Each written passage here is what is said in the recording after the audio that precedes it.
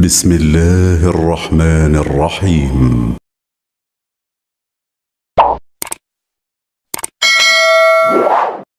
wabarakatuh.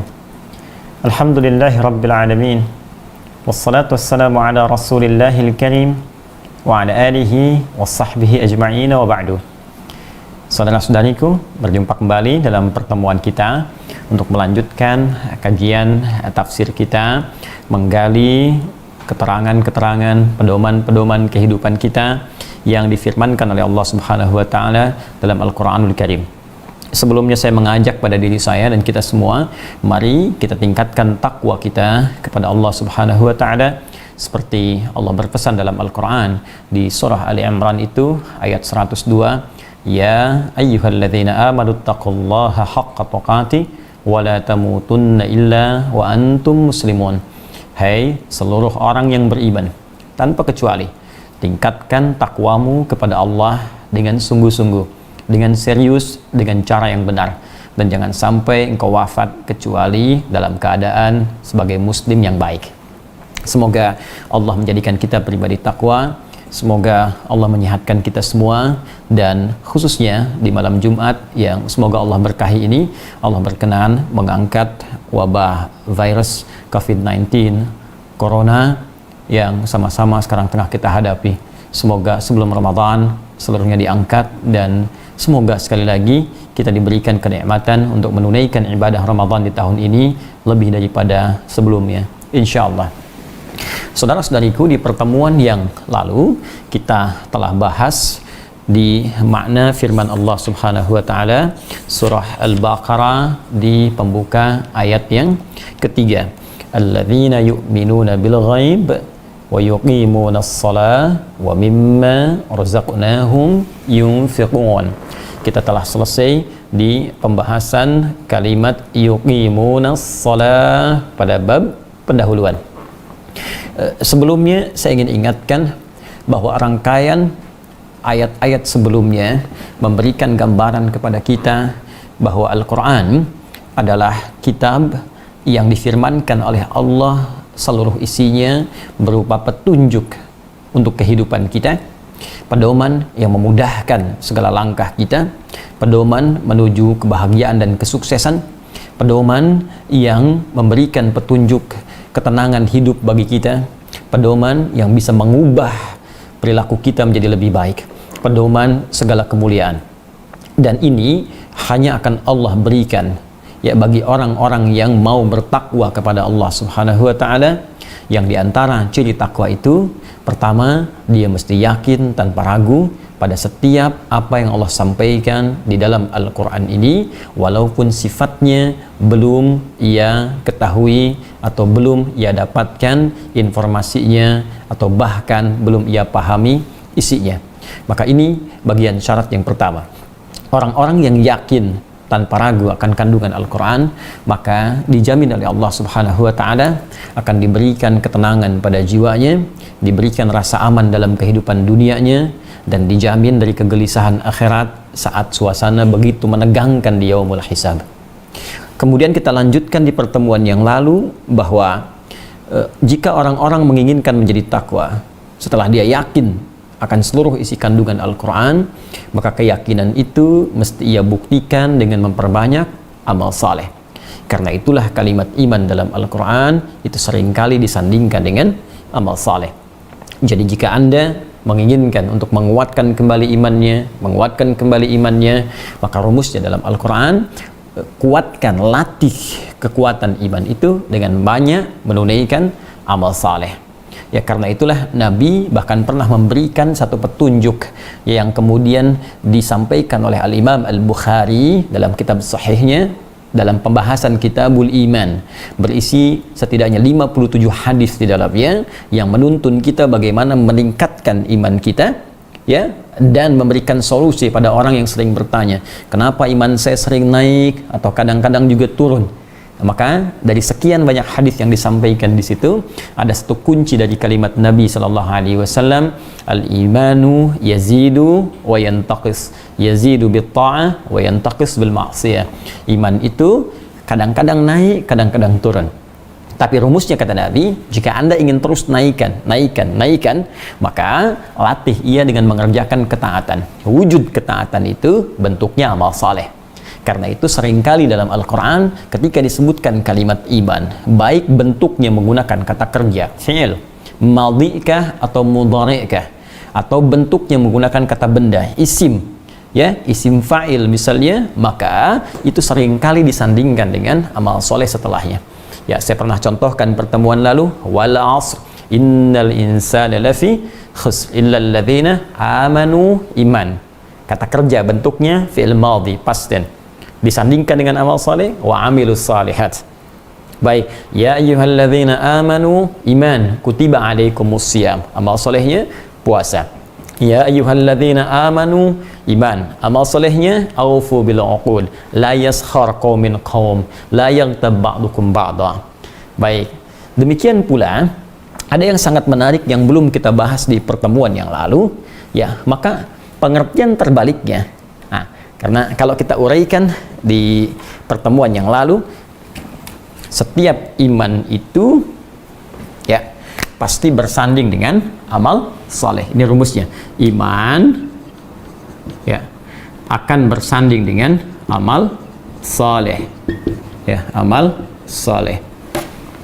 Ingat kata Nabi, jika Anda ingin menguatkan iman, maka kerjakan amal soleh.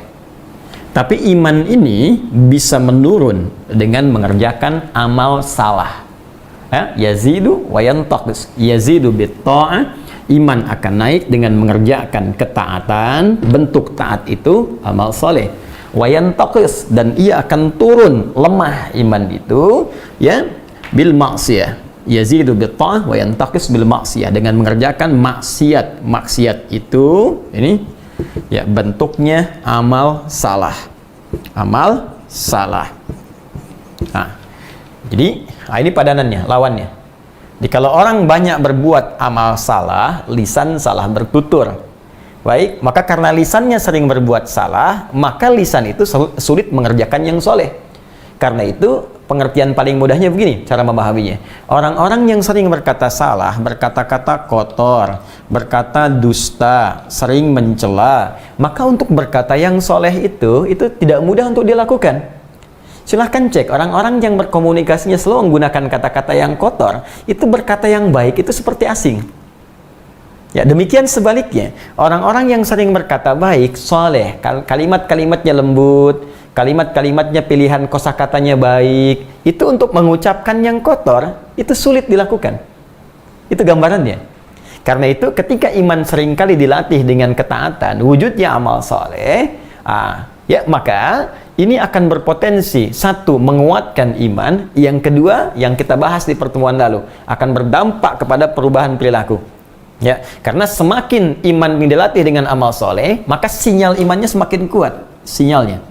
Ya, cahayanya nanti dalam hati ini yang kita bahas kemarin, ya, akan terpancar pada seluruh tubuh karena sering dilatih, maka ia akan masuk kepada mata, membimbing mata, masuk kepada mulut, membimbing mulut, masuk kepada tangan, membimbing tangan, sampai ke ujung kaki. Ini yang menjadikan ketika amal solehnya banyak, cahaya imannya kuat, maka dibimbinglah tubuh untuk menjauh dari perbuatan maksiat yang kemarin kita sampaikan, fahsya dan mungkar, dan mendekat kepada perbuatan-perbuatan taat yang diridhai oleh Allah Subhanahu wa taala. Ini poinnya. Ya. Karena itu, ada yang sangat menarik di dalam Al-Qur'an disebutkan, perhatikan. Ketika iman dipasangkan dengan amal saleh, maka amal soleh pun saat dikerjakan itu akan mendorong sinyal iman semakin menguat. Bahkan ada isyarat begini, ada isyarat kalau kita ingin mengetahui parameter ukuran tingkat keimanan kita, maka silahkan dicek dengan amal solehnya. Ya, tadi kan kita bicara begini, kalau ingin imannya kuat, tingkatkan amal solehnya. Maka pengertian terbaliknya, kalau kita ingin mengecek apakah iman sedang kuat atau lemah, maka cek di amal solehnya. Ya, lihat amalan-amalan kita. Tutur katanya, amalan lisan, amalan mata, amalan telinga, amalan tangan, sampai ke ujung kaki. Ini menunjukkan pertanda iman. Jelas ya? Nah, karena itu, kemarin kita telah belajar, kalau Anda bertanya, bagaimana cara kita melatih amal soleh, yang dengan latihan itu bisa menguatkan sinyal iman sehingga memberi petunjuk pada seluruh tubuh untuk berperilaku mulia. Maka Allah sandingkan dengan amalan pertama, mengawali dengan fisik kita terlebih dahulu. Ya, nanti ada amalan fisik, ada amalan di luar fisik seperti harta. Ya, sebelum kita keluar fisik, dari tubuh kita dulu. Maka dilatih dengan satu amalan yang tidak perlu mengeluarkan harta untuk mengerjakannya. Apa itu? Wa yuqimunas shalah. Ya, amalnya disebut dengan salat. Ini. Ya. Maka dilatih dengan menunaikan salat, amalan pertama, amalan fisikal yang semua orang bisa mengerjakan karena tidak ada tuntutan untuk mengerjakan sholat itu berupa hal-hal di luar tubuh kita, semacam harta. Nggak ada orang sholat bayar misalnya. Ya, tapi yang menarik dalam sholat ini nanti akan dilatih seluruh elemen tubuh kita dari ujung kepala sampai ujung kaki. Ya, maaf, kepala akan dilatih untuk menunduk ke bawah sehingga terlatih untuk tawadhu, rendah hati. Ya, lisan mulai dilatih untuk berkata yang baik-baik. Bahkan yang pertama diucapkan kalimat rendah hati. Yang tinggi hanya Allah. Bukankah saat sholat Anda mengucapkan Allahu Akbar? Ya, Akbar itu ism tafdil. Kabir, besar. Akbar, yang paling besar. Jadi Anda katakan tidak ada yang paling besar, yang paling hebat, yang paling dahsyat kecuali hanya Allah. Makanya kalau orang mengucapkan Allahu Akbar dalam setiap sholat, nggak akan sombong. Jadi kalau ada orang sholat mengucapkan Allahu Akbar tapi selalu merasa besar, ya, merasa hebat dalam kehidupannya, ya, merasa paling unggul dibanding orang lain, merasa yang paling banyak ilmunya, merasa yang paling tinggi jabatannya, nggak mungkin. Mustahil orang berilmu yang sholat, ya, akan berkata saya yang paling hebat, yang lain salah semua. Mustahil pejabat yang sholat akan berkata saya yang paling kuasa, yang lain semua. Ya, yang lain lemah semua. Mustahil pedagang yang sholat akan takabur dengan hasilnya ketika dia menjadikan Allah sebagai Tuhan yang paling agung. Ini baru lisan. Ya, belum nanti sampai ke ujung kaki. Kaki kita dilatih untuk tunduk, ruku, sujud, dan seterusnya. Karena itu, amalan pertama untuk melatih kekuatan sinyal iman ini dimintakan oleh Allah menunaikan sholat supaya nanti sinyal iman kita itu semakin menguat dan memberikan pancaran kepada seluruh tubuh. Karena itu, jadi apapun Anda sebagai hamba Allah dalam kehidupan, entah itu seorang pejabat, entah itu birokrat, entah itu pengusaha, ataupun ustadz, ataupun apa yang bisa kita kerjakan selama baik dalam kehidupan, sepanjang sholatnya benar, maka imannya akan memberikan petunjuk pada seluruh tubuhnya untuk berlaku baik dengan semua passion yang ia kerjakan dalam hidupnya. Jelas sampai di sini? Baik, ini amalan yang pertama. Ya, ini nanti bonusnya yang 5 kemarin yang kita sampaikan. Jika ini dikerjakan dengan baik, orang baik itu akan lebih mudah mendapatkan kemuliaan-kemuliaan di hadapan ia ataupun di masa depan yang bisa ia raih. Orang baik dekat dengan kesuksesan, orang baik dekat dengan kebahagiaan, orang baik dekat dengan ketenangan, orang baik dekat dengan kemuliaan. Kemarin yang telah kita bahas. Anda yang baru bergabung bisa dicek kembali pertemuan kita ya pada hari kemarin. Nanti Anda bisa dapatkan bonusnya dari hasil ini, ada kemuliaan yang bisa kita raih. Itu poinnya. Nah, yang belum kemarin kita bahas untuk melengkapi dulu mukaddimahnya, teman-teman. Maka dari itu, ada yang sangat menarik dalam Al-Quran. Ketika panggilan amal soleh ini pun dikerjakan, ya, ada panggilan untuk meminta amal soleh dikerjakan, maka sinyal iman itu akan langsung merespon. Ya, kalau tadi kita katakan orang yang sinyal imannya bagus, amal solehnya mulia. Sekarang terbalik nih. Karena ini bersanding, ini seakan-akan saling menguatkan begini. Ya, nyambung seperti ini. Jadi ini saling melengkapi. Energinya itu saling terpancar begini. Ya, dan yang paling menarik, ketika panggilan mengerjakan amal soleh ini pun tiba, maka sinyal iman akan merespon. Ya, di antaranya dalilnya apa? Yuk kita lihat Quran surah ke-8, Al-Anfal ayat yang kedua. Ya, di situ disebutkan kalimat iman, lalu disebutkan panggilan untuk mengerjakan amal solehnya. Innamal mu'minuna alladzina idza dzukirallahu wajilat qulubuhum. Ayo pelan-pelan. Masih ingat kemarin iman tempatnya ada di mana? Masih ingat? Di hati. Iman tempatnya ada di hati. Hati bahasa Arabnya qalbun. Ya. Yang bukan hati fisik ya. Ini hati tempatnya roh nanti. Ya. jamaknya kulub. Ya, bentuk jamaknya, pluralnya kulub. Ini bentuk tunggalnya kalbun, jamaknya kulubun. Jelas? Orang beriman disebut mukmin. Kemarin telah kita bahas. Ini jamaknya disebut mukminun. Begini. Baik. Nah, sekarang mari kita lihat. Kata Allah, innamal mu'minuna. Sungguh orang-orang beriman itu. Nah, disebutkan imannya. Alladzina, mereka semua tanpa batas. Ingat, kemarin telah kita bahas 1080 kali disebutkan dalam Al-Quran. Baik laki-laki, perempuan, orang beriman itu, baik laki-laki, perempuan, tua, muda, besar, kecil, lintas batas, tidak ada sekat di dalam kehidupan sosialnya. Idza dzukirallahu, jika disebutkan nama Allah. Idza dzukirallahu, dzukira, jika disebutkan nama Allah, disebutkan menggunakan kalimat zikir. Tuh. Masih ingat kemarin? Bukankah di antara amalan zikir itu salat? Dalilnya Quran surah ke-20. Quran surah ke-20 ayat ke-14. Ya, innani anallahu la ilaha illa ana fa'budni wa aqimis salata li dzikri. Tunaikan salat sebagai zikir kepada aku.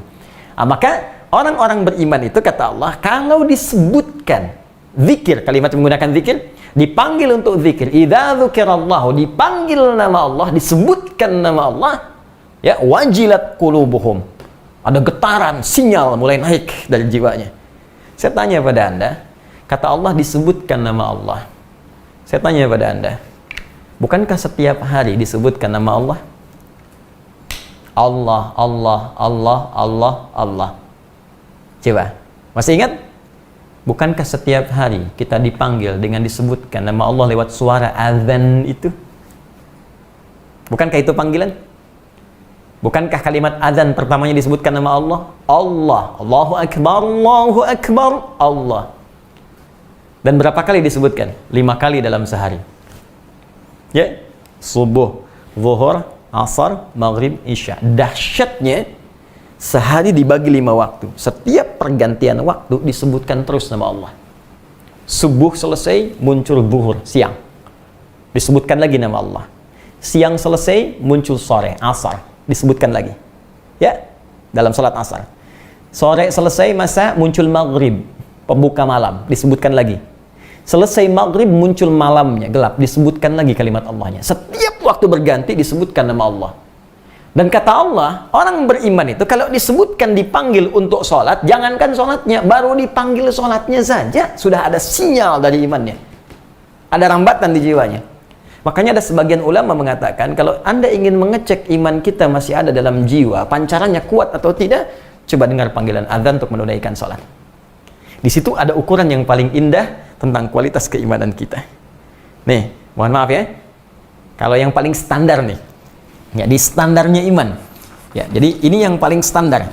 Standar. Mohon maaf, tinggi tidak, rendah juga tidak. Yang paling standar. Yang paling standar itu yang pas disebutkan, pas ada sinyal. Nah, ini standar. Nah. Misal, ya, azan subuh misalnya. Ya, subuh. Jam berapa azan subuh tempat Anda? Oh ya, baik. Kita ambil pertengahan saja. Saya pertengahan 4, misalnya 35 lah. Adzan subuh 4.35. Allahu Akbar, Allahu Akbar. Langsung hati Anda ada panggilan. Sinyalnya menguat, membangunkan Anda dengan mengatakan pada pikiran Anda, bangun, sudah adzan. Allahu Akbar, sudah adzan. Jadi begitu dipanggil, pas dipanggil, pas kita memberikan respon, maka ini menunjukkan iman Anda standar. Pas bukan kuat ya, tapi standar. Ya, cara berpikirnya begini, Anda di kantor datang jam kantor jam 7, datang pas jam 7, bukankah standar? Kalau datang jam 6, baru itu hebat namanya. Ya, karena itu kalau ada orang dipanggil adzan 4.35, kemudian dia baru sadar ingat dengan panggilan itu, maka imannya standar.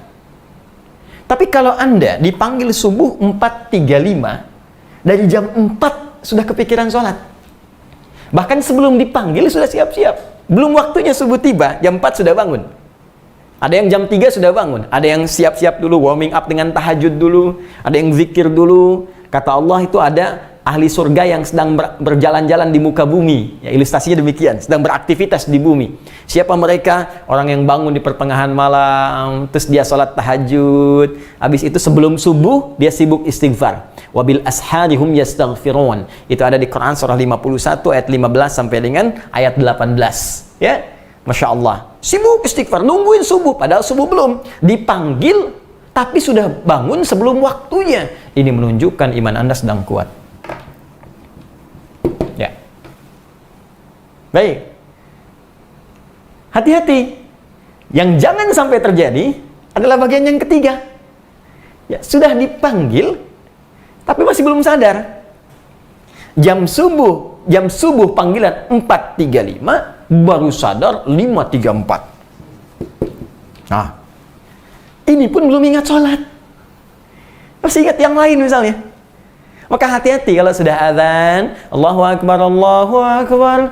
Ada yang mengingatkan, akhi sudah azan nih, tenang, baru azan, belum qomat. Nah, tuh. Ini menunjukkan ada persoalan dalam iman. Karena itu cek. Di setiap hari itu 5 waktu dicek. Subuh iman masih kuat belum? Ya, kemudian kalau subuhnya kuat, zuhur cek lagi. Jangan-jangan subuh kuat, zuhur lemah. Awas, hati-hati. Zuhurnya lemah, asar lebih lemah lagi. Yang paling dahsyat, jangan sampai terjadi apa yang dikhawatirkan Nabi Sallallahu Alaihi Wasallam. Ada orang yang paginya beriman, sorenya kufur. Atau yang sorenya iman, paginya kufur. Waliyadzubillah, kita berlindung kepada Allah Subhanahu Wa Taala. Ini poin yang kita coba garis bawahi dulu di sini. Ya, jelas teman-teman sekalian? Ini gambarannya. Jadi, jangan kita melihat sholat itu kewajiban saja. Tidak. Sholat itu adalah parameter keimanan. Sholat itu kunci segala kemuliaan. Sholat itu adalah ukuran bagaimana Allah bisa memberikan segala hal yang mungkin kita harapkan dalam kehidupan. Teman-teman yang bergabung pada saat ini, ya, baik yang di Indonesia ataupun yang di luar, saya dapat juga gambaran ada yang dari Amsterdam, ada yang dari beberapa tempat. Ya, sekali lagi, sholat tidak mengenal sekat. Anda yang di Paris, di Hong Kong, di Jepang, ingat, tidak mengenal sekat. Begitu tiba waktunya, maka berlaku kaidah iman yang telah kami paparkan. Nah, karena itu, orang-orang beriman itu mendapatkan penilaian tidak biasa dalam Al-Quran. Termasuk di ayat ini.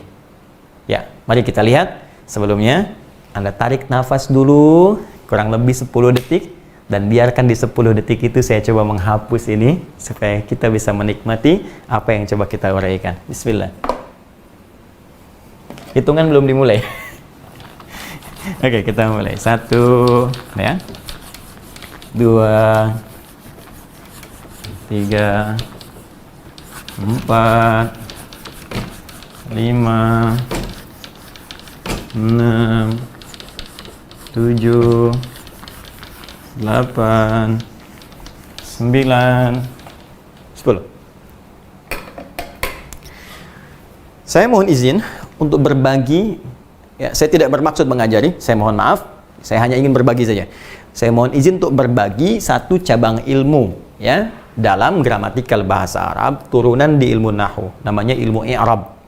Ya, i'rab itu nanti untuk mengetahui posisi sebuah kalimat dalam struktur, ya, kalimat bahasa Arab. Ini posisinya apa, bagaimana kedudukannya, dan ini sangat berpengaruh kepada makna. Jadi perubahan harakat dalam posisi sebuah struktur kalimat itu akan mempengaruhi terhadap makna. Nah, kita berada di ayat ketiga Al-Baqarah, ya. Alladzina yu'minuna bil ghaib. Bil ghaib. Saya coba i'rab yang ini dulu. Ini. Karena yang lainnya nanti athaf mengikuti. Ya. Ini alladzina. Jadi kita pakai ilmu i'rab dulu. Ya. Alladzina ismun mausulun mabniun 'alal fathi fi mahalli satu. Paham? Tidak, nanti kita terangkan. Ismun mausulun, isim mausul, kata sambung, konjungsi, ya, yang akan menerangkan kalimat sebelumnya. Mabniun 'alal fathi, yang dibangun kalimat ini dengan harakat fathah di ujungnya. Nih, alladzina, nah, ya, di harakat ujung. I'rab itu melihat harakat ujung. Mabniun 'alal fathi, dibangun dengan harakat fathah di ujungnya, ya. Fi mahalli, kedudukannya, posisinya satu, bisa jarrin. Fi mahalli jarnin, ya, badal min al-muttaqin, hudal lil muttaqin. Ini satu. Atau yang kedua, fi mahalli jarnin na'tun lil muttaqin. Ya. Paham? Tidak. Tunggu sebentar. Nanti saya terangkan belakangan. Atau bisa juga yang ketiga, fokus baik-baik. Alladzina bisa berarti juga di sini khabar. Ya, khabar. Dari mubtada hum. Ya. Manal muttaqin hum, humul ladzina. Baik. Bisa berarti nasab. Nasab dari kalimat amdah. Amdahul ladzina yu'minun. Amdah alladzina. Nasab. Bisa berarti juga, ya, mubtada. 5, mubtada.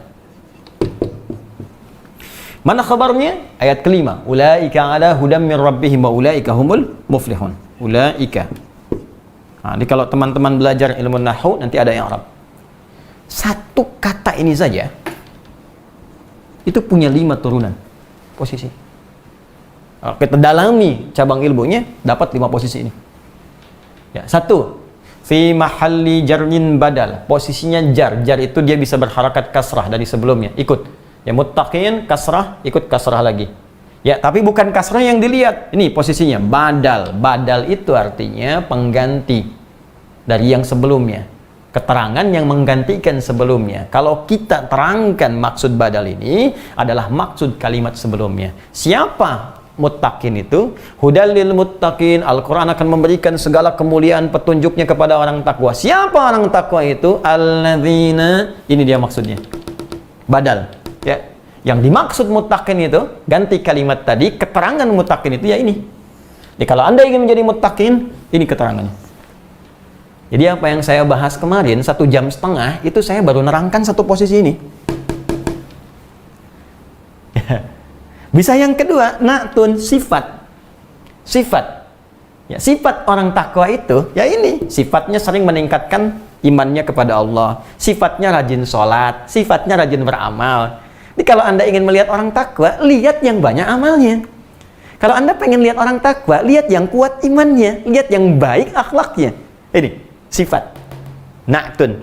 Ya, lil man'uti atau wasfun lil mausufil muttaqin. Bisa berarti khabar. Informasi, keterangan, berita. Jadi Allah ingin beritakan kepada kita. Siapa orang takwa itu? Humul ladzina yu'minuna bil ghaib. Nih, saya turunkan informasi, kata Allah. Kalau kamu ingin mencari, ingin tahu, atau ingin jadi orang takwa, maka syaratnya begini, begini, begini, begini. Bisa berarti, ini yang paling menarik, nasab. Dari kalimat amdah. Amdah itu yang dipuji. Amdahul ladzina yu'minuna bil ghaib. Kata Allah, hei, Quran akan diberikan sebagai petunjuk pada orang-orang takwa. Orang-orang ini orang terpuji. Siapa yang dipuji Allah? Alladzina yu'minuna bil ghaib. Jadi ketika iman kita menguat, ya Masya Allah, ketika amal ibadah kita meningkat, itu datang pujian dari Allah. Makanya orang-orang yang dipuji oleh Allah itu rahmatnya dekat. Nanti kita akan lihat ya. Misal, saya beri contoh gini, saya lompat sedikit. Bukankah amalan pertama iman itu sholat? Masih ingat? Alladzina yu'minuna bil ghaib wa yuqimunas sholat. Sholat kan? Nah, teman-teman, sholat ini jamaknya sholawat. Ya, sholawat begini. Sholawat ini bentuk jamaknya. Ya, lihat, sholawat itu di Al-Quran itu bentuknya ada 3 nanti. Ya, sholawat kita kepada Allah, sifatnya ibadah. Ya, sholawat malaikat nanti, ya, kepada kita. Kita bersolawat kepada Nabi Sallallahu Alaihi Wasallam, ya kan? Kemudian malaikat juga bersolawat kepada Nabi Sallallahu Alaihi Wasallam. Malaikat juga bersolawat kepada kita. Ketika kita solawat kepada Nabi, maka dibalikan kepada kita. Solawat malaikat bisa berarti permohonan doa kepada Allah, istighfar maksudnya, ampunan untuk kita, atau mengaminkan doa kita. Ada yang paling indah, solawat Allah kepada kita. Nah, salawat kita kepada Allah berupa ibadah, salawat Allah kepada kita bentuknya bukan ibadah, tapi bentuknya berupa pujian. Kalau sudah Allah bersalawat artinya memuji kita, maka akan disertakan rahmat di dalamnya. Contoh, Quran surah kedua ayat 157. Paling kiri agak ke atas sedikit. Quran surah 2 ayat 157. Ya, ada orang yang sabar ketika ditimpa musibah, dia sabar dan dia bermuhasabah meningkatkan ibadahnya kepada Allah. Kata Allah, ulaika alaihim salawatun. Ya, salawatun. Ulaika alaihim salawatun mir rabbihim wa rahmah. Rahmat datang, please. Ya, wa ulaika humul muhtadun.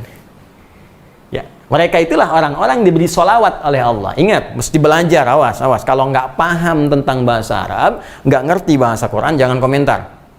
Jangan Anda katakan, oh ini orang Islam mesti butuh solawat dari Allah. Bukan butuh solawat, Anda yang tidak mengerti. Jadi jangan sampai ketidakmengertian kita harus menuduh orang lain, apalagi merendahkan Sang Pencipta. Ya, kalau nggak paham belajar. Baik, kembalikan. Ya, mohon maaf, kita kembalikan. Baik, jadi kalau salawat kita kepada Allah sifatnya ibadah, salawat Allah kepada kita sifatnya pujian. Ada orang-orang yang dipuji oleh Allah. Ulaika alaihim salawatun mir rabbihim. Ketika Allah memuji, wa rahmah, rahmat turun. Wah, kalau sudah rahmat, luas maknanya. Bisa ampunan dari semua dosa. Jadi kalau orang sudah dosanya sudah israf, sudah berlebihan. Wah, kalau israf itu begini. Kalau Anda kondangan, ada prasmanan, makan sekali. Nah, kalau yang israf itu ngantri lagi 10 kali ngantri lagi. Itu israf. Ada orang berbuat dosa israf. Jadi kalau belum ngerjain dosa, kayaknya belum lengkap. Oh, si fulan udah maling tuh. Wah, saya juga bisa. Langsung maling. Di apa yang orang kerjakan dia belum, akan selalu dia kerjakan israf lebih.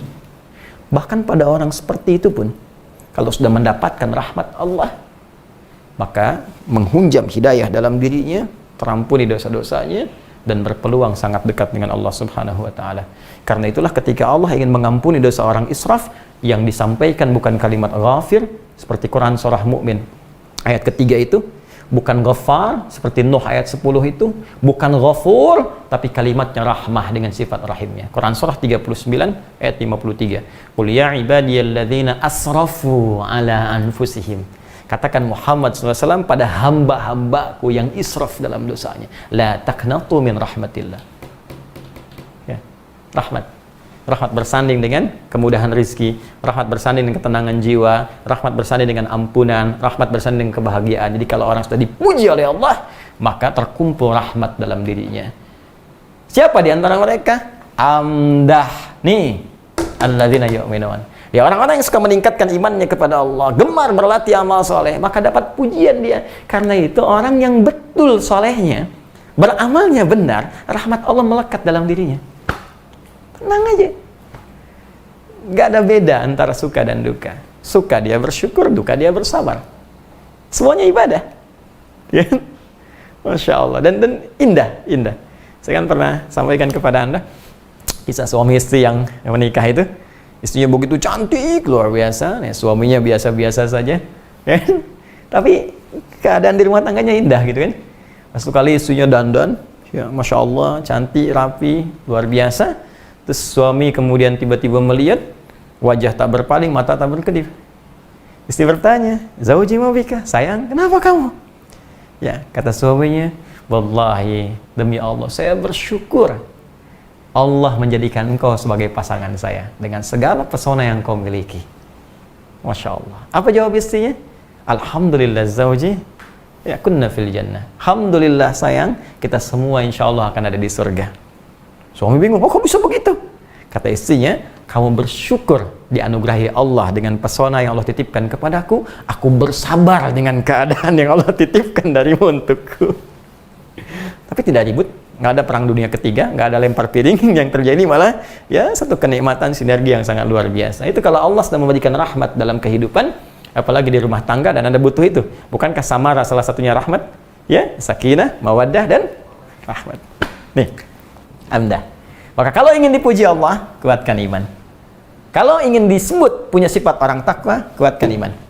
Ya, kalau ingin ditetapkan oleh Allah, diinfokan, nih orang-orang takwa, kuatkan iman. Maka kalau sudah Anda inginkan jadi seperti ini, mubtada, maka jadi pionir. Mubtada itu pionir di awal. Ya, selalu di awal. Ya, dan sifatnya ma'rifah.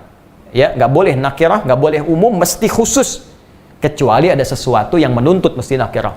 Ya, dalilnya di Alfiyah Ibnu Malik, ya, la yajuzul ibtida'u bin nakirah ma lam tufid ka'inda Zaidin namirah. Ya, nggak boleh mubtada itu diawali dengan nakirah, kecuali ada sesuatu manfaat yang sifatnya masih didapatkan dari situ, nggak ada yang lainnya lagi. Jadi spesial, khusus.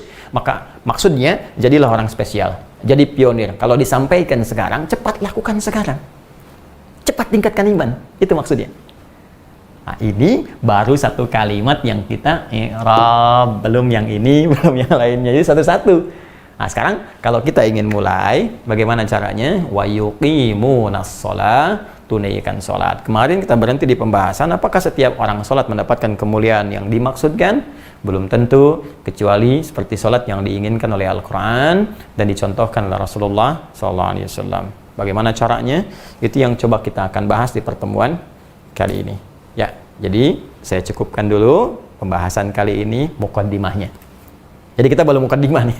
Kita belum mulai ayatnya. Kita baru muqaddimah. Tenang, Anda yang baru bergabung, ini baru muqaddimah. Sekarang kita mulai pembahasannya. Jadi saya nanti pelan-pelan. Jadi insya Allah saya akan berbagi. Ini ilmunya ada ini kita turunkan. Jadi kalau sudah bahas satu, nanti turunan ilmunya apa? Ini sorofnya, ini nahunya, ini balaghahnya. Ya, kemudian misalnya nanti ada arud, kita masukin arudnya dan seterusnya. Ya, supaya kita dapat bagian ilmu, termasuk kita baca kitab yang disampaikan oleh para ulama kita. Bismillah. Pelan-pelan ya. Allahumma salli ala sayyidina Muhammad sallallahu.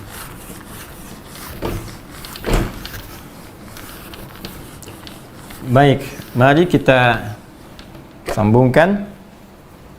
Jika kita ingin meningkatkan iman kepada Allah, menjadi pribadi yang mendapatkan segala kemuliaan yang dijanjikan, maka kita diminta menunaikan salat sebagai amalan pertama.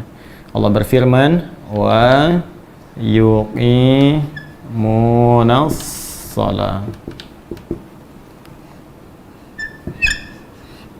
Baik. Ini ya. Wa yuqimunas shalat. Ini kita tuliskan salat. Pelan-pelan. Amalan pertama yang dimintakan oleh Al-Quran untuk dikerjakan, untuk menguatkan iman, menunaikan salat. Sekarang kita punya persoalan. Satu, kita dapati tidak sedikit orang menunaikan salat, tapi tidak memiliki sifat-sifat yang diterangkan dalam Al-Quran, ataupun yang dirinci oleh hadis-hadis Nabi SAW. Ya, seperti pernah kita uraikan, orang salat pasti baik. Karena salatnya bisa merangsang sinyal imannya muncul dan membimbing dia untuk terbebas dari perbuatan keji dan mungkar. Inna salata tanha 'anil fahsya wal munkar. Tapi kenapa kita sering saksikan ada beberapa orang menunaikan salat tapi nggak bebas dari perbuatan keji dan mungkar? Bahkan ada yang paling menarik nih. Ini yang Allahu Akbar, saya tak tahu bagaimana mencari kata untuk melukiskannya. Ada orang dalam salat pun masih berbuat mungkar. Ya, Allahu Akbar, yang satu takbir, begitu sedang takbir, satu mundur, sendal orang ambil, tas orang ambil, kotak infak gondong. Ini kan ada sesuatu yang salah gitu. Ya, korupsi masih jalan. Ya, berbuat maksiat jalan. Ini yang paling aneh, nggak pernah tadinya bahkan sholat, begitu di sidang pakai peci, mulai pakai kerudung, mulai pegang tasbih, mulai macam-macam. Ya, tapi yang paling menarik kalau ada perubahan, alhamdulillah. Tak ada perubahan, itu yang aneh. Apa yang terjadi? Kata Allah, sholat bikin tenang. Ada orang sholat gak tenang juga. Kata Allah, orang sholat bahagia. Dia sudah sholat gak bahagia. Kata Allah, orang sholat baik. Dia sudah sholat gak baik. Apa yang salah? Baik. Nah, ini yang coba kita lihat. Barangkali sholat yang ditunaikan tidak seperti yang diisyaratkan dalam Al-Quran, dicontohkan oleh Nabi SAW. Mari kita bahas dulu. Sebelum kita baca kitab, saya akan terangkan dari sudut bahasa Al-Qurannya dulu. Baik. Pertama, mari kita lihat kalimat as-salah. Saya mulai dari sini dulu.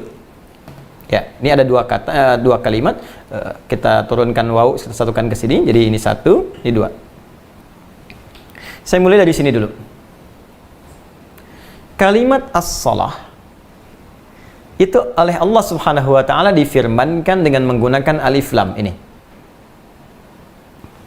Jadi ada salat, ada as-salah, itu berbeda. Kalau saya tuliskan begini, misal tanpa alif lam, salat, ya, atau nanti ada yang menulis begini, ini imla saja, khat salat,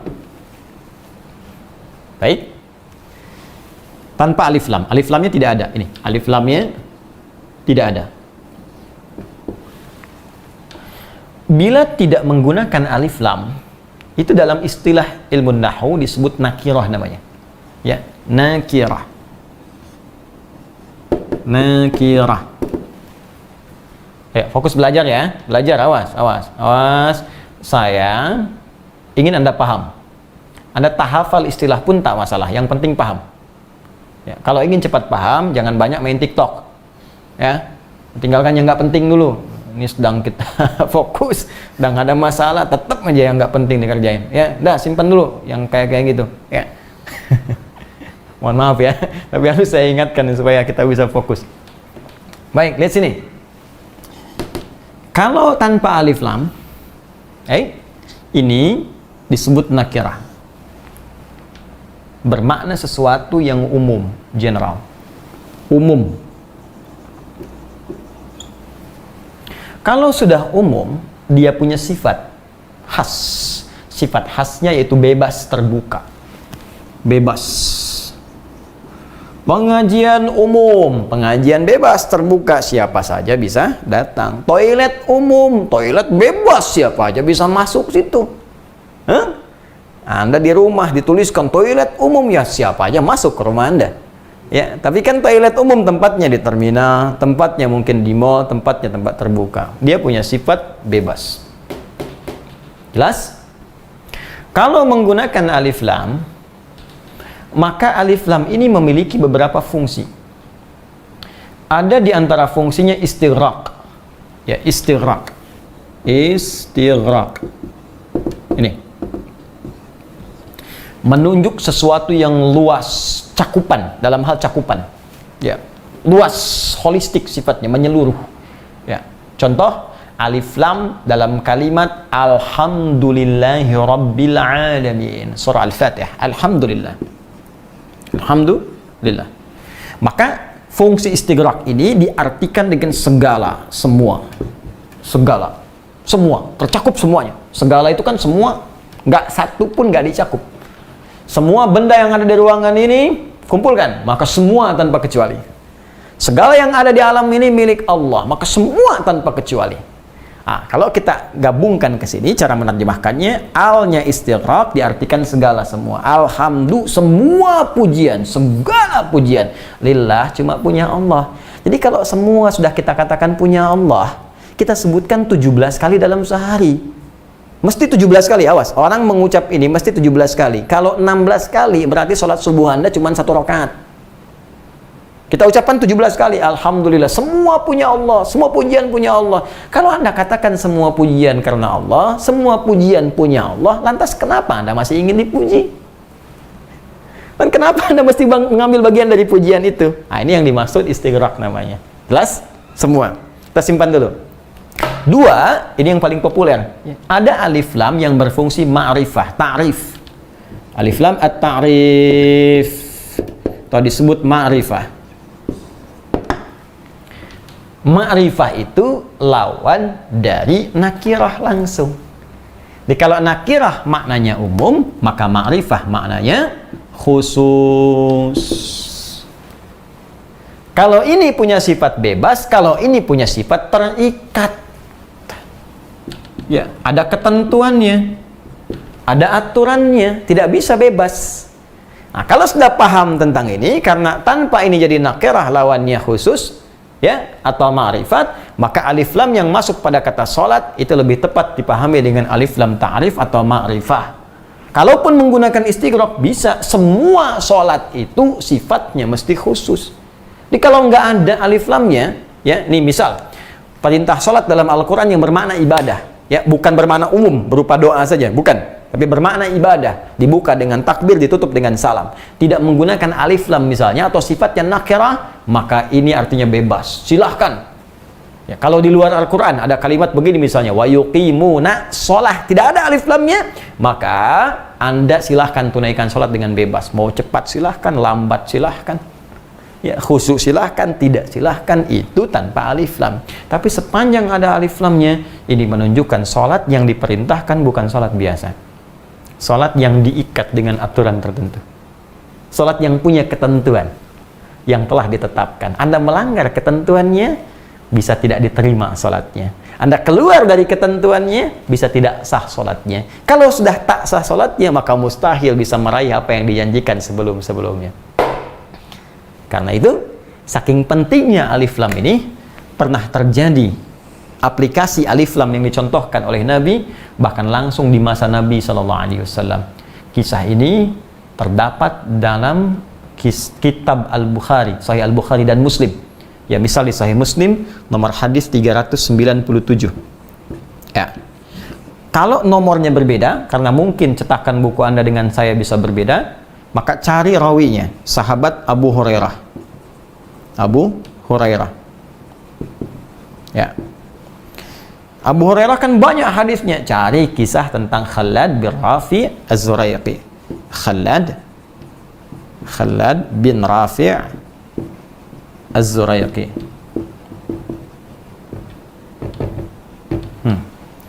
Khalad mungkin kisahnya banyak. Cari bab Al-Musi, ya, fis shalah.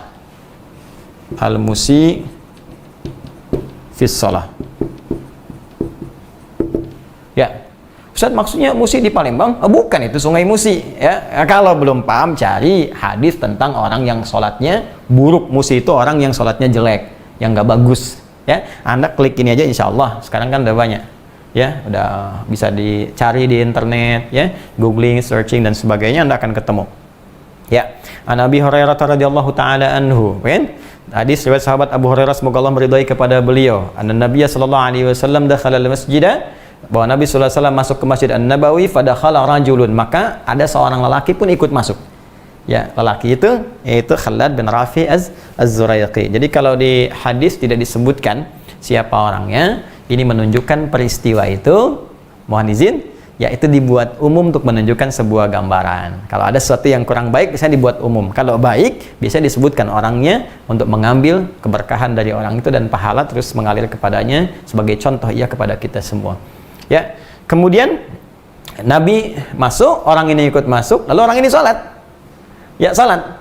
Kalau di redaksi lain, ya wan nabiyyu fi nahyatin ukhra minal masjid. Jadi ketika orang di salat, Nabi di sisi yang lain.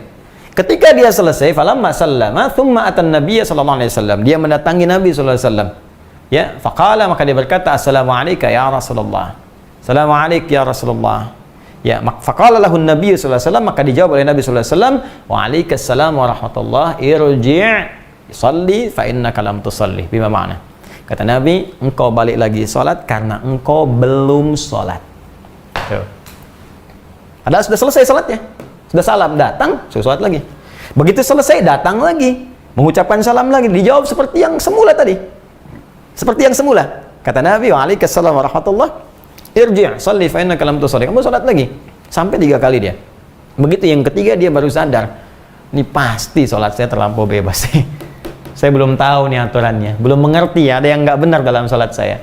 Maka dia berkata, ya Rasulullah, bima makna ma uhsinu ghairah. Ya Rasulullah, saya nggak bisa lebih baik lagi, kemampuan saya sampai di sini. Alimni, mohon ajarkan aku apa aturan-aturan yang belum aku ketahui sehingga salatku dipandang mesti diulang. Tuh. Baik, maka diajarkanlah oleh Nabi sallallahu alaihi wasallam prinsip-prinsip dasar dalam salat yang bisa menjadikan salat kita benar. Bahkan yang paling menarik dimulai dengan kalimat pembuka yaitu wudu. Kata Nabi, idza qumta ilas shalah. Idza qumta, idza. Nih, menarik. Ini sudah ya, saya hapus dulu ya.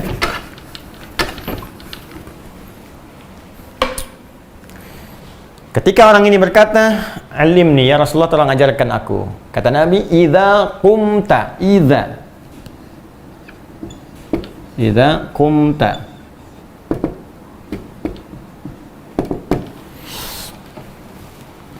Idza apabila kumta engkau mendirikan dengan sempurna. Ya. Jadi qama yaqumu. Qama. Ingat, qama. Ya, bukan titik. Dan qama panjang bacanya. Qama. Qama itu berdiri tegak sempurna. Ya, kalau aqama membuat kita tegak sempurna. Sempurna. Jadi kalau orang Arab itu ingin menyebut sesuatu yang sempurna itu diilustrasikan dengan sikap berdiri yang tegak sempurna. Ya, makanya dulu waktu saya kecil itu ada latihan pramuka itu ya. Ya, ada sikap sempurna. Ya, sikap sempurna. Berdiri tegak, jangan goyang kanan, goyang kiri, depan, belakang, tegak sempurna. Kakinya bahkan teratur. Nah, ini dalam bahasa Arab qama. Kalau kita berusaha menegakkan diri kita, tambah hamzah depannya, harakatnya fathah. Gini. Ya, aqama. Berusaha menjadikan kita tegak. Ini dalam sikap. Tapi dalam makna kiasannya secara balaghah artinya ini menunjukkan kesempurnaan. Ya, kalau diterjemahkan, kalau kamu ingin sempurna. Ya kan? Nah, gini teman-teman. Idza kalau ketemu past tense, ini bentuk past tense. Ya, fi'il madhi. Madhi itu past tense. Bentuk lampau. Ya. Huruf idza kalau ketemu bentuk madhi, bentuk past tense, maka maknanya berubah jadi mudhari. Maksudnya? Maksudnya apa, Ustaz? Ikuti aja. Ya, pahami aja. Jadi kalau ada kata idza, ya paling cepatnya gini, kalau ada kata idza setelahnya kata kerja, ya, itu pasti umumnya akan menunjuk pada makna mudhari, akan. Ya, sedang, akan, nanti. Belum kejadian waktu itu, nanti, kalau nanti akan. Makanya kalimatnya apabila kamu akan, ya. Itu cara menerjemahkannya. Baik, misal di Al-Qur'an kita praktekkan contoh ini. Idza jaa nasrullahi wal fath. Apabila nanti datang pertolongan Allah, maka dibukalah Makkah itu. Al-Fathu Makkah. Itu begitu surat itu turun, belum dibuka Makkahnya. Baru diinformasikan, nanti Makkah akan ditaklukkan, akan dibuka, terbuka untuk kalian masuk. Itulah diantara mukjizat yang disampaikan kepada Nabi berisi berita gaib. Makanya orang beriman langsung yakin. Makkahnya belum dibuka, tapi udah yakin karena Allah yang sampaikan. Itulah sifat orang beriman. Jadi kalau disampaikan langsung yakin, walaupun masih gaib, belum tahu kita. Nah, itu idza bertemu dengan fi'il madhi. Ini Nabi mengatakan, idza qumta, kalau kamu nanti akan menyempurnakan sholat. Idza qumta ila shalah, kalau kamu akan menyempurnakan sholat. Kalau kita buang idzanya, ya, berarti telah sholat. Kalau kita ingin pertahankan maknanya, ya, akan menyempurnakan, idzanya dibuang. Maka berubah ke dalam bentuk aqama, ya. Aqama ganti kata ketiga dengan ya, yuqimu.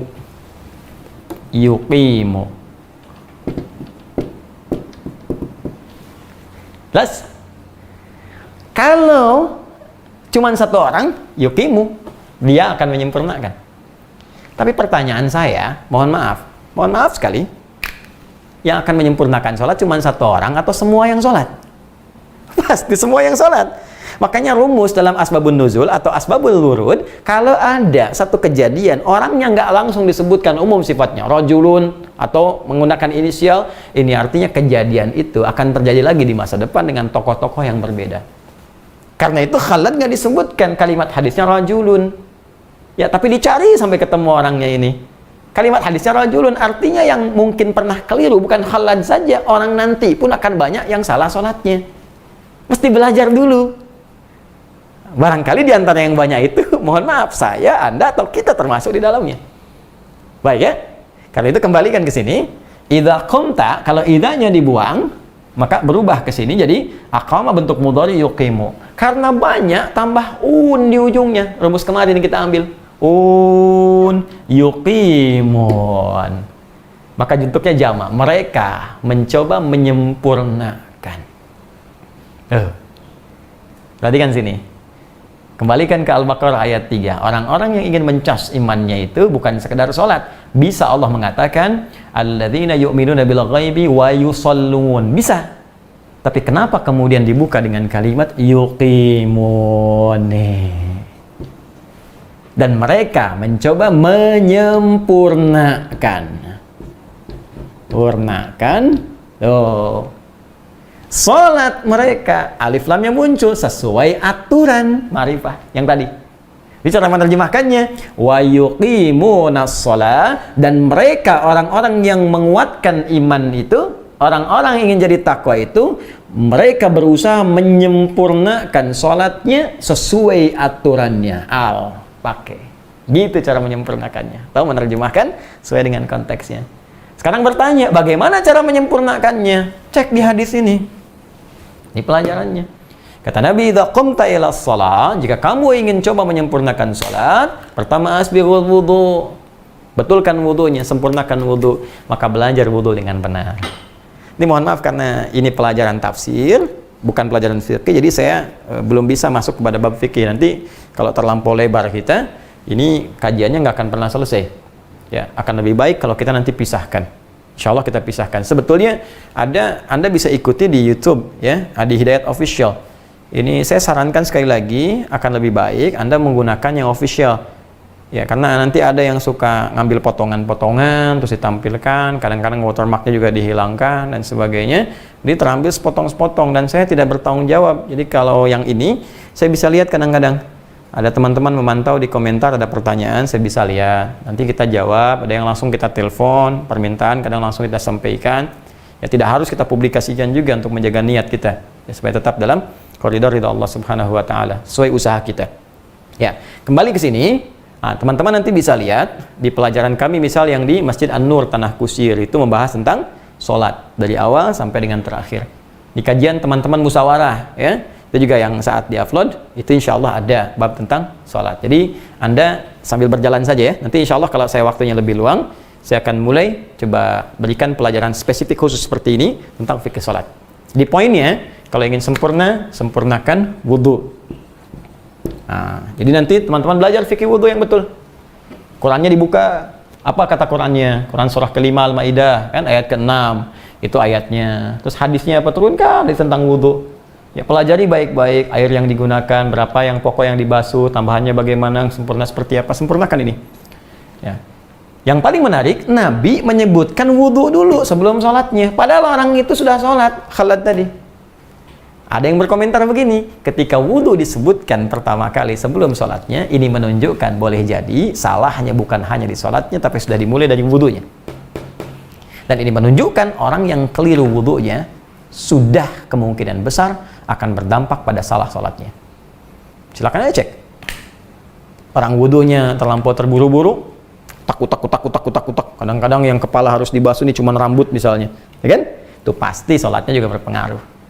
Kadang pengen cepat selesai, kadang macam-macam, kadang nungguin imam dulu sebelum ruku, atau nunggu ruku baru dia takbir langsung ruku misalnya kan, dan sebagainya. Nah, ini cek ya, jadi nanti masuk kepada bab wudu, pelajari dengan baik termasuk hikmah-hikmahnya. Kemudian Tsumastaqbilul qiblah, menghadap ke arah kiblat. Belajar menghadap kiblat. Kiblat itu apa? Ya, kiblat. Kalau sedang di Mekah kemana? Kalau di luar Mekah kemana? Jangan sampai salah menghadap, kan? Kecuali kalau memang tak tahu sama sekali. Tentukan dulu. Ya, kiblat kita arahnya Masjidil Haram, Ka'bah. Ya, apa dalilnya? Quran surah kedua Al-Baqarah ayat 144. Ya, paling kiri sebelah bawah di mushaf. Qad nara taqalluba wajhika fis sama' falanuwalliyannaka qiblatan tardaha fawalli wajhaka syatral masjidil haram. Kalau sedang jauh, kalau di area Masjidil Haram ke arah Ka'bah, kan? Pastikan pas ke situ. Makanya di area Ka'bah bulat-bulatnya itu semua area safnya menghadap ke Ka'bah. Itu sebagai awas kiblat ya. Kiblat itu acuan, bukan objek sembahnya. Awas jangan keliru. Salah kalau menjadikan itu sebagai objek sembah, itu bukan. Itu kiblat. Beda antara objek sembah dengan kiblat. Yang kita sembah Allah Subhanahu wa taala, kiblatnya supaya kita semua rapi, ya, indah terlihatnya, nyaman menunaikan, maka ada kiblatnya. Baik. Walaupun apa buktinya bukan itu yang disembah, walaupun Ka'bahnya nggak tahu kemana, kita bisa menghadap Allah yang menemukan kita. Itu yang disebut di Quran surah kedua Al-Baqarah ayat 115. Ya, paling kiri di pertengahan di mushaf. Walillahil masyriqu wal maghrib fa aina ma tuwallu fa thamma wajhullah. Bukan fa thamma wajhallah, tapi fa thamma wajhullah. milik Allah timur dan barat. Kalau Anda sedang menunaikan sholat, tak tahu di mana kiblat, nggak ngerti, lihat posisi matahari nggak paham, menghadap ke arah yang Anda yakini, Allah menemukan kita. Allah yang tahu kita menghadap dan sah sholatnya. Sah. Ya, bahkan ditegaskan, wa ma kana Allahu liyudhi'a imanakum.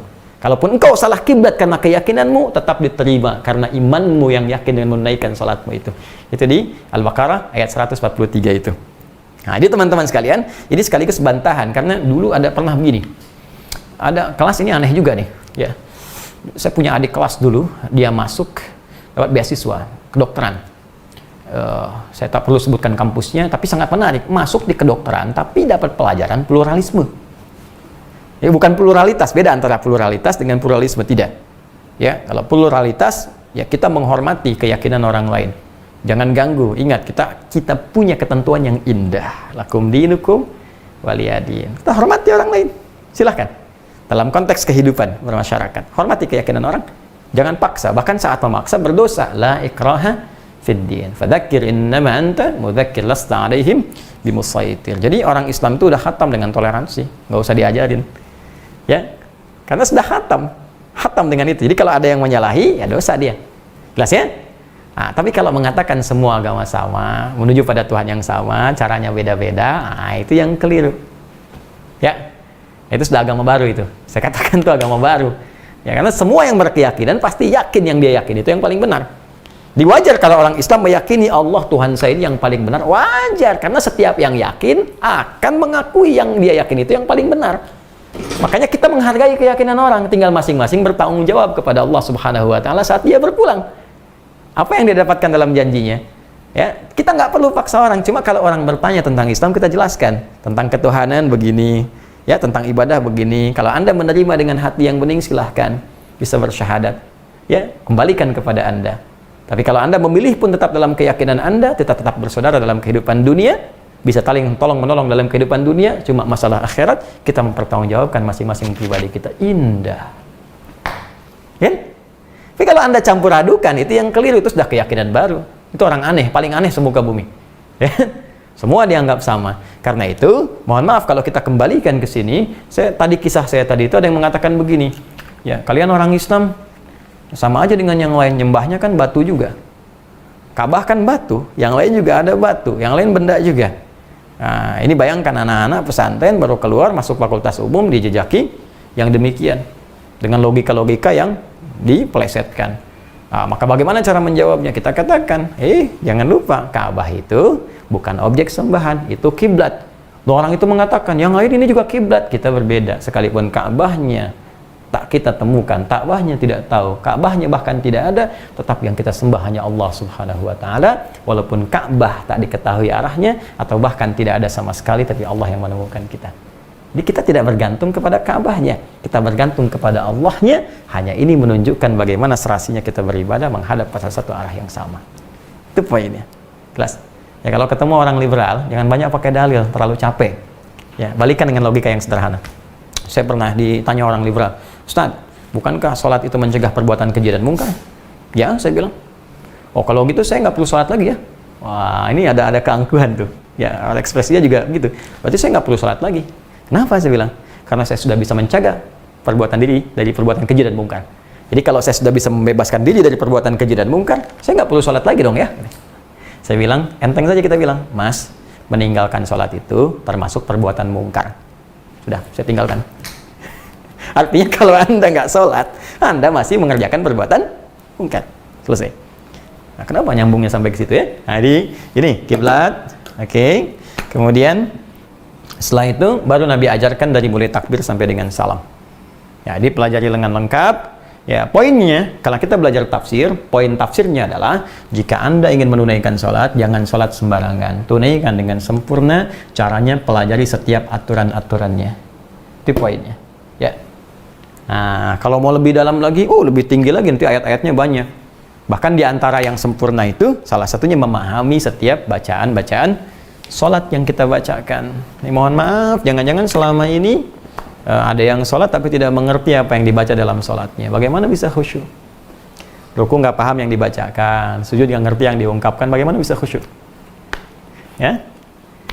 Baik, ini wa yuqimunas shalah. Maka orang yang ingin meningkatkan imannya supaya dia naik tingkat menjadi orang takwa, dia berusaha menunaikan amalan dengan sempurna sesuai dengan aturannya. Baik, kita baca sebentar keterangan ulama kita di tafsir sehingga tidak ada kesan bahwa kita hanya menyampaikan lewat pemikiran-pemikiran pribadi. Tidak ya, kita punya sanad-sanad yang insya Allah bersambung kepada keterangan Rasulullah Sallallahu Alaihi Wasallam. Insya Allah. Wa yuqimunas shalah, adapun yang dimaksud dengan kalimat wa yuqimunas shalah. As-salatu fil lughati ad-du'a. Ya, salat secara bahasa dalam pengertian ya etimologi ad-du'a bermakna doa. Jadi memiliki makna doa. Karena itu isi salat dari awal sampai akhir isinya semua doa. Ya. Ya, silakan Anda dari takbir ya dibuka dengan takbir, begitu dibuka langsung doa. Ya, iftitah Allahumma ba'id baini wa baina khataaya ya tawajjahtu wajhil ladzi fatara samawati wal arda seterusnya. Allahu akbar kabir, ada 9 lafaz di situ. Doa. Ya, Al-Fatihah doa. Ya, Al-Fatihah doa. Ya, coba. Bahkan di sini ada kalimat menarik. Kalau Anda buka salah satu hadis qudsi diriwayatkan oleh sahabat Abu Hurairah radhiyallahu taala anhu, anin Nabi sallallahu alaihi wasallam qala Allahu azza wa jalla. Allah berfirman dalam hadis qudsi, qasamtu shalat baini wa baina abdi. Aku bagi salat dua bagian antara aku dengan hambaku. Wali abdi ma sa'al. Dan kalau benar hambaku mengerjakan bagiannya, aku akan kabulkan, berikan apapun yang ia minta saat itu. Ya. Lalu apa yang Allah ucapkan dalam hadis qudsi? Idza qala al-'abdu alhamdulillahi rabbil alamin. Ini dimulai ketika hamba mengatakan alhamdulillahi rabbil alamin. Qala Allah azza wa jalla, maka Allah menjawab, hamadani 'abdi, hambaku sedang memujiku. Wa idza qala ar-rahmanir rahim, jika hambaku berkata ar-rahmanir rahim, qala Allah azza wa jalla athna 'alayya 'abdi. Allah menjawab, hambaku sedang menyanjungku. Wa idza qala al-'abdu maliki yaumiddin, kalau hamba berkata maliki yaumiddin dalam salatnya, qala Allah azza wa jalla, Allah menjawab, majjadani 'abdi, hambaku sedang mengagungkanku. Wa idza qala al-'abdu iyyaka na'budu wa iyyaka nasta'in, kalau hamba berkata dalam salatnya iyyaka na'budu wa iyyaka nasta'in, qala Allah azza wa jalla, maka Allah menjawab, hadza baini wa baina 'abdi. Di titik ini aku akan penuhi antara bagianku dengan bagian hambaku. Wali 'abdi, kalau hambaku benar salatnya sampai di titik ini, sampai kalimat tadi, masa'al, apapun yang ia minta saat ini, aku akan kabulkan. Tuh. Karena itu, Al-Fatihah itu bagian dari doa. Doa. Coba ya. Baik, iftitah doa, Fatihah doa, surat doa, ruku doa. Ya, ruku doa. Subhana rabbiyal azim, subhana rabbiyal azim bihamdi, subhanakallahumma wa bihamdika, Allahumma ighfirli. Ya, tidak doa. Ya, Rabbana walakal hamd, sami'allahu liman hamidah, Rabbana walakal hamd. Ila samawati wal ardi, mil ma syi'ta min syai'in ba'd, doa. Ya, sujud malah perbanyak doa, fa'aktsir doa. Ya, innama aqrabul abdi min rabbihi wa huwa sajid, fa'aktsir doa. Keadaan terdekat antara seorang hamba dengan Rabbnya saat sujud, perbanyak doa. Duduk di antara dua sujud, doa, rabbighfirli warhamni, dan seterusnya. Semua doa. Karena itu secara bahasa salat disebut dengan doa. Ya, di antara syahidnya, buktinya adalah firman Allah di Quran surah At-Taubah, surah ke-9 ayat 103. Ketika Allah meminta kepada Nabi sallallahu alaihi wasallam untuk mendoakan ya orang-orang sekitaran Nabi sallallahu alaihi wasallam, khususnya yang mau berzakat, berderma dengan hartanya. Ya, khudh min amwalihim shadaqatan tutahhiruhum wa tuzakkihim biha. Ya, wa shalli alaihim inna salataka sakanul lahum.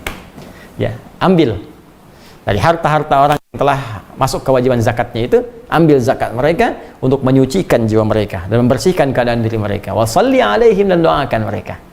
Inna salataka, sungguh doamu itu sakanul lahum, akan menenangkan jiwa mereka. Nah, ini diantara makna bahasa salat itu berarti doa. Ya, bin shalla yusalli idza da'a, dari kalimat sorofnya shalla yusalli, tasrifnya idza da'a. Jadi jika dia berdoa, ketika seorang berdoa, orang Arab menyebut dia sedang salat. Ya. Wasta'malaha syari' fil ibadati dzat ruku' was sujud listimaliha 'ala doa. Karena itu dari kalimat doa ini, kalimat salat ini digunakanlah dalam bentuk perintah syariat, karena terkandung dalam setiap gerakannya baik ruku ataupun sujud, yaitu kalimat-kalimat doa. Ya. Wal iqamatu fil asli, sedangkan kata iqamah pada asalnya bermakna ad-dawamut tsabat, sesuatu yang konsisten dan tegak. Nah, dia ada tambahan nih, ya. Tadi kita ungkapkan sesuatu yang sempurna, kedua sesuatu yang tegak, kemudian yang ketiga ada makna ad-dawam. Min qaulika qamal haqqu ay dhahara wa thabata. Dari perkataanmu qamal haqqu, jika yang benar sudah muncul, sudah tegak, ya ay dhahara wa thabata, nampak dan tetap. Ya, konsisten. Jadi kalau kita sambungkan ke sini, maknanya kita tambahkan orang-orang yang beriman itu, yang mau meningkatkan imannya, yaitu orang yang berusaha konsisten menyempurnakan sholatnya. Konsisten itu ya belajar lagi, makin khusyuk lagi. Jadi kalau kita sekarang takbir paham artinya, berikutnya kita pahami dengan baik, pelan-pelan sampai mendapatkan kenikmatan halawatul iman. Ya, baik. Kurang lebih itu dulu. Kita tidak panjang-panjang dulu. Ya, sebentar. Wa makna yuqimunas shalah, sedangkan arti lengkapnya yuqimunas shalah, yu'addunaha fi awqatihal muqaddara laha ma'a ta'dili arkaniha wa iqa'iha mustafiyatan liwajibatiha wa sunaniha wa adabiha wa khusyu'iha. Sedangkan yang dimaksud dengan kalimat firman Allah yuqimunas shalah, yaitu menunaikan salat tepat pada waktunya yang telah ditetapkan dengan menjaga kesempurnaan rukun-rukunnya dan menunaikan dengan benar sesuai dengan kewajiban dan sunnah-sunnahnya beserta menjaga adab dan kekhusyuannya. Singkatnya, tunaikan dengan sempurna sesuai dengan aturannya. Ada aturan rukun, aturan syarat, aturan khusyuk dan sebagainya yang harus kita pelajari. Itu yang akan merubah keadaan diri kita. Saya kira ini dulu yang kita pelajari. Ya, alhamdulillah kita bisa simpulkan bahwa orang-orang takwa yang insya Allah mendapatkan petunjuk kemuliaan dari Allah, dibimbing hidupnya menjadi tenang dan nyaman, punya kemuliaan, adalah orang yang mau mencharge imannya sehingga terus meningkat, dan itu ia lakukan dengan cara belajar, berusaha menyempurnakan salat sesuai dengan aturan-aturan yang telah Allah tetapkan. Ini yang bisa kita bahas. Mohon izin saya memberikan tambahan informasi bahwa teman-teman yang telah mengajukan APD, ya, alhamdulillah saya mendapat konfirmasi semua sudah sampai tadi, ya, alhamdulillah, di 17 rumah sakit di Indonesia termasuk puskesmas. Dan bagi teman-teman, jangan malu, nggak apa-apa kalau ada di wilayahnya, tapi kalau bisa jangan per orang, ya, institusinya, rumah sakitnya, sehingga tidak mengesankan orang per orang. Kita lebih senang nanti kirimkan sehingga bisa digunakan juga Anda dan di rumah sakit tempat Anda berdinas atau bertugas, khususnya yang menangani COVID-19. Ya, insya Allah apa yang Anda ajukan, kita berusaha apa yang kita punya kita maksimalkan. Ya, kemudian ada yang bertanya teman-teman, sebetulnya bukan hanya pertanyaan, saya bahkan harus memastikan ini, ya, sudah murojaah belum? Ayo, yang pengen menghafal di bulan Ramadan, ayo maksimalkan lagi. Ya, ini kan sudah pekan ke-7 nih, Jumat besok, ya. Al-Kahf, ya, Al-Kahf, lalu Al-Qamar, terus berdoa kepada Allah, minta sudah sepekan lagi, kurang lebih 6 hari ke depan sebelum Ramadan. Ramadan kita mulai hafalan. Teman-teman jangan khawatir, saya sudah penuhi stoknya lagi. Jadi yang mencari At-Taisir ini sudah ada, ya. Ini sudah ada di di store kita beserta catatannya. Di sini ada petunjuk. Ini ada latihan untuk juz pertama. Ya, ini sesuai. Jadi gini, saya ingin sampaikan bahwa buku murajaah yang kami tampilkan itu sebetulnya juga mushaf. Ya, cuma kita tampilkan dalam bentuk memudahkan hafalan dan pengulangan. Ya, yang pembukanya ada di buku ini di bagian ujung. Jadi kalau teman-teman menghafalnya benar, ini insya Allah di sini nanti disambung dengan murajaah, nanti ada metode untuk menghafal, kemudian menyempurnakan potongan ayat dan melatih dengan angka. Jadi kalau ini benar, insya Allah latihannya bagus, itu akan refleksnya kuat. Ya, per 1 detik misalnya. Jadi kalau latihan di sini, saya kalau murajaah, ya kita mohon maaf, mohon izin. Ya Allah, astagfirullah, semoga Allah ampuni dosa saya. Dan kita semua, saya mohon maaf sekali lagi. Ini hanya berbagi, ya, untuk memudahkan. Jadi kalau kami bermurajaah, kita mencoba untuk menguatkan di bawah ini. Ya, yang di bawah. Jadi kita baca ini. Nah, ini kan Al-Fatihah sama ayat 1 sampai 5 Al-Baqarah. Jadi kita bacanya dari sini murojaahnya, nggak melihat ke sini lagi. Misalnya kita gabungkan, ya.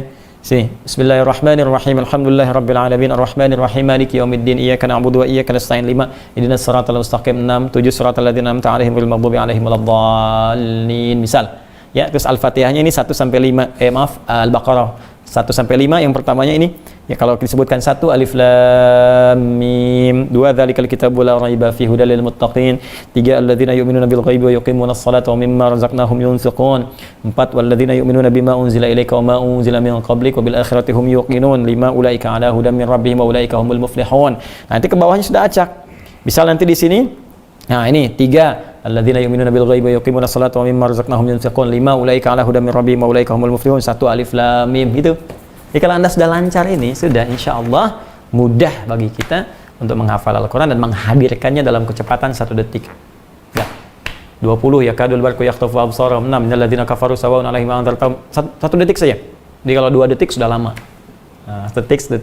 Jadi kalau kita sudah demikian, insya Allah akan memudahkan. Nanti di lain waktu kalau ada sesinya kita coba sambungkan, dan saya akan sempurnakan ini dulu sampai hari ini, teman-teman sekalian. Mungkin kalau ada waktu besok saya sambungkan, jika tidak kita akan berhenti dulu karena pasca Jumat saya akan memulai masuk kepada fikih Ramadan ya, untuk persiapan saat Ramadan, karena Ramadan saya pun ingin fokus ibadah ya. Jadi izinkan saya nanti Ramadan untuk fokus beribadah. Kita akan rekam sebelumnya sehingga di waktu Ramadan ya mudah-mudahan kita sudah mantap ibadah, sudah tidak mempersoalkan lagi apa yang sering diulang-ulang setiap tahun, apa nggak pernah tuntas. Jangan sampai ada pertanyaan lagi, Ustaz tarawih ini 11 apa 23, Ustaz begini, ya sudah selesai dah ya, tiap tahun kok ditanyakan terus nggak pernah tuntas. Baik, kita nanti bahas Sabtu ke sana. Dan khusus bagi teman-teman yang di sekolah UAH ya, usahakan Al-Quran hafal. Insya Allah nanti dimulai pekan depan saya akan infokan kepada admin, nanti ikuti terus kapan waktunya kita akan lanjutkan kuliah kita yang berlangsung online saat ini. Jadi sekali lagi teman-teman yang mencari untuk hafalan, insya Allah ada di sini ya. Nanti Anda tinggal masuk ke store, saya lihat masih ada. Jadi saat Ramadan saya akan tambahkan beberapa buku yang mungkin insya Allah bisa bermanfaat untuk kita semua. Saya kira ini yang saya bisa sampaikan. Dan besok insya Allah saya menepati janji saya untuk teman-teman di Malaysia ya, untuk warga Indonesia dimanapun sebetulnya yang sekarang sedang diuji ya, di Malaysia, ada di New York, ada di mana-mana, kita bersabar ya, sinergi koordinasi dengan pemerintah kita, perwakilan di sana. Terus teman-teman kalaupun mungkin pemerintah ada keterbatasan nggak terjangkau, kita yang bergerak sama-sama sehingga kita bisa meringankan beban semua ya, terutama bagi umat Islam. Kita punya banyak hadis yang mengatakan bahwa kita satu tubuh ya. Al-mu'minu lil mu'mini kal bunyan yasuddu ba'dahu ba'dan. Mukmin satu dengan yang lain bagaikan satu bangunan yang saling menguatkan. Bahkan di riwayat lain bagaikan satu tubuh, idza ishtaka minhu udwan, kalau satu terasa sakit yang lainnya merasakan. Ini kita praktekkan. Di hadisnya sudah ada, kejadiannya tiba, tinggal bagaimana prakteknya kita meyakini hadis itu dan mengamalkannya. Dan kita tidak perlu saling menghadirkan hal-hal buruk lagi, karena kita orang beriman, kita pengen takwa, kita pengen jadi orang yang dipuji, dirahmati oleh Allah Subhanahu wa taala. Sekarang fokus siapkan ibadah sebelum kita berpulang kepada Allah Subhanahu wa taala. Allahumma taqabbal minna innaka antas samiul alim وتب علينا إنك أنت التواب الرحيم. اللهم علمنا ما ينفعنا وعلمنا ما جهلنا. اللهم اجعلنا من أهل القرآن واجعل القرآن صحيبا لنا في الدنيا وشفيعا لنا في الآخرة يا رب العالمين. ربنا آتنا في الدنيا حسنة وفي الآخرة حسنة وقنا عذاب النار. اللهم ارفع عنا الوباء والبلاء وخاصة كورونا. اللهم ارفع عنا الوباء والبلاء وخاصة كورونا. اللهم ارفع عنا الوباء والبلاء وخاصة كورونا قبل مجيء شهر رمضان يا رب العالمين. اللهم توفنا مسلمين والحقنا بالصالحين. اجعل بقية حياتنا حياة طيبة وآخر حياتنا يا الله حسن الخاتمة. وصلى الله على نبينا الكريم سيدنا محمد وعلى آله وصحبه أمتي إلى يوم الدين. وآخر دعوانا سبحانك اللهم وبحمدك أشهد أن لا إله إلا أنت نستغفرك ونتوب إليك والحمد لله رب العالمين. السلام عليكم ورحمة الله وبركاته.